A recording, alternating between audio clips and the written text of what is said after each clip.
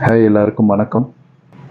ரீசெண்டாக நான் சொல்லக்கூடிய நிறைய அப்டேட்ஸ், மார்க்கெட் ஓரியன்டான அப்டேட்ஸ், இன்வெஸ்ட்மெண்ட்ஸ் ஓரியன்டான அப்டேட்ஸ் எல்லாமே மீடியா சினிமாவோட கனெக்ட் பண்ணி சொல்கிறதுக்கான காரணம், நிறைய விஷயங்களை வந்து இந்த சினிமாவோட சேர்ந்து சொல்லும்போது கொஞ்சம் ஈஸியாக கனெக்ட் ஆகுது. பை த சேம் டைம் வந்து அவங்களுடைய தவறையும் யார் பார்க்குறாங்களோ, வியூவர்ஸ் பார்க்கக்கூடிய அவங்களுடைய தவறு, அவங்க எந்த இடத்துல இருக்காங்க, என்ன மாதிரி அவங்களோட சேஞ்ச் ஓவர்ஸை கொடுத்துக்கணும், ஓவர் இமேஜினேஷன் இருக்கக்கூடாது அப்படின்றதுக்கெல்லாம் இது ரொம்ப உதாரணமாக இருக்குது.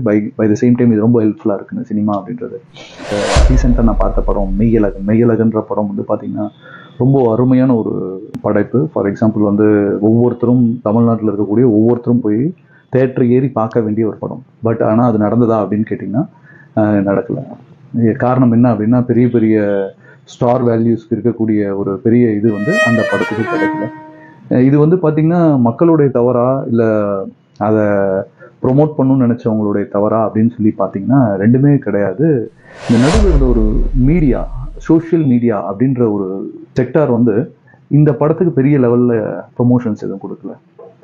பெரிய ஸ்டார் வேல்யூ இருக்கவங்களுக்கு பெரிய ப்ரொமோஷன்ஸ் கொடுக்குறாங்க. ஒன்றுமே இல்லாத படத்தை வியாபாரம் பண்ணுன்றதுக்கு பெரிய ப்ரொமோஷன்ஸ் கொடுக்குறாங்க. நல்ல கண்டென்ட் இருக்கக்கூடிய ஒரு மிக மிக சின்ன ஸ்பேஸில் நடக்கக்கூடிய விஷயத்தெல்லாம் அவ்வளோ அழகாக இது பண்ணியிருப்பாங்க. ஸோ அதெல்லாம் காமிச்சிருக்க இந்த படத்துக்கு வந்து அந்த ஒரு அங்கீகாரம் கிடைக்கலன்ற அந்த விஷயத்த வந்து இந்த செக்டார்ஸ், இந்த சோஷியல் மீடியான்ற இந்த செக்டார் வந்து இந்த படம் தான் ரன் ஆகணும், இந்த படம் பெருசாக ரன் ஆகலனாலும் பரவாயில்ல அப்படின்னு நினைக்கக்கூடிய ஒரு இடத்துல இந்த சோஷியல் மீடியா இன்னைக்கு இருக்குது. ஃபார் எக்ஸாம்பிள், ஒரு எக்ஸாம்பிள் சொல்லணும்னா, டிக்கெட் புக்கிங்க்கு இருக்கக்கூடிய இதில் வந்து பார்த்தீங்கன்னா பெரிய பெரிய வேல்யூஸ், ஸ்டார் வேல்யூஸ் இருக்கக்கூடிய படம்லாம் ₹200, ₹250 இருக்குது. டிக்கெட் புக்கிங்ஸ் எல்லாமே வெறும் ₹140, ₹160 இருந்த சோஷியல் மீடியா, அதாவது ஃபார் எக்ஸாம்பிள் ஆன்லைன் புக்கிங்கில் இருந்தது. இதெல்லாம் வந்து நெகட்டிவான்னு கேட்டால் கிடையாது, ரொம்ப அருமையான ஒரு படம். பட் ஆனால் வெளியில் தெரியும். இதுலேருந்து என்ன தகவல் சொல்ல வரும் அப்படின்னு பார்த்தீங்கன்னா, இது மாதிரி ஓவர் வேல்யூடான ஸ்டாக்ஸ்ன்றது ஏகப்பட்ட ஸ்டாக்ஸ் வந்து மார்க்கெட்டில் இருக்குது. எல்லாரும் அதை தான் ஃபோக்கஸ் பண்ணி போகிறாங்க. இல்லாட்டி ஒன்றுமே பர்ஃபார்மன்ஸ் பண்ணாத பென்னி ஸ்டாக்ஸ் எடுத்து அந்த பென்னி ஸ்டாக்ஸில் பணம் பண்ணணும்னு சொல்லிட்டு அதை நோக்கி போகிறாங்க.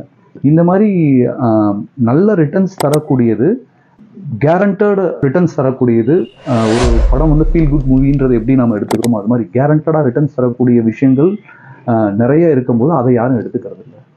ஸோ இந்த இடத்துல இந்த படத்துக்கான பதிவையும் நான் பதிவு பண்ணதாக ஆயிடுச்சு. இது சேம் டைம் வந்து எனக்கு தெரிஞ்சு ரொம்ப கம்மியாக ஒரு 500 பேருனாச்சும் இந்த படத்தை நான் பார்க்க வச்சுருப்பேன், தேட்டருக்கு போய் பார்க்க வச்சுருப்பேன். ஏன்னா அவ்வளோ பிடிச்சிருந்தது இது அமரன் 2 படத்தையுமே.